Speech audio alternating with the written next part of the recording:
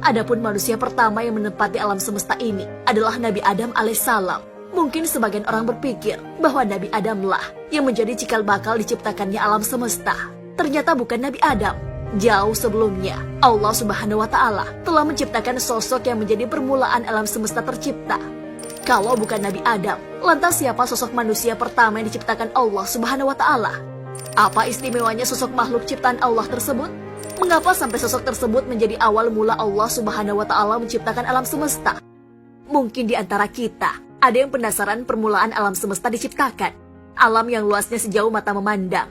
Allah Subhanahu wa Ta'ala menciptakan sosok manusia sebelum menciptakan alam semesta.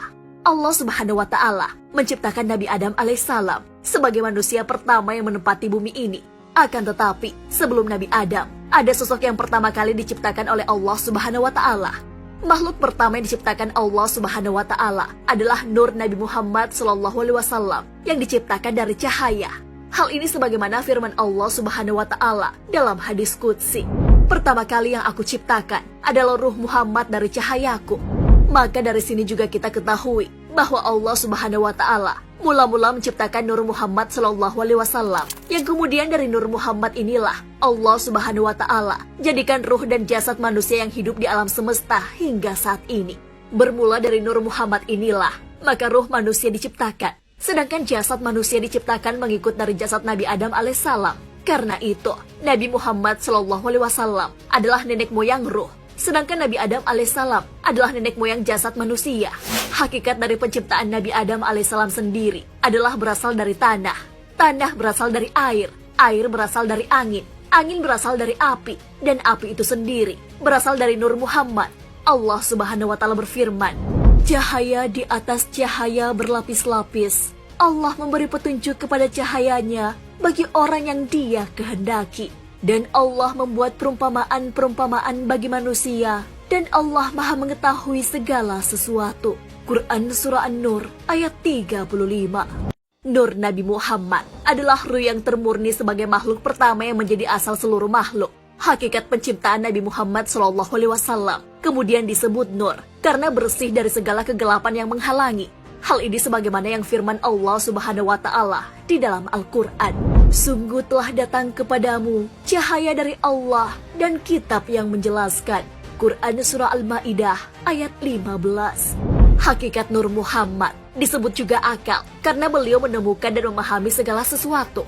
Hakikat penciptaan Nur Muhammad disebut juga Al-Kalam atau pena karena Nabi Muhammad SAW menjadi sebab perpindahan ilmu. Seperti halnya mata pena sebagai penoreh ilmu di hamparan alam huruf atau ilmu pengetahuan yang tertulis. Muhammad adalah nama bagi seluruh manusia di alam lahut. Alam lahut adalah negeri asal. Setelah 4.000 tahun dari penciptaan Nur Muhammad, Allah Subhanahu wa Ta'ala kemudian menciptakan arsy dari Nur Muhammad. Begitu pula seluruh makhluk lainnya diciptakan dari Nur Muhammad. Kemudian ruh-ruh itu diturunkan ke alam yang terendah, maksudnya ke dalam jasad manusia.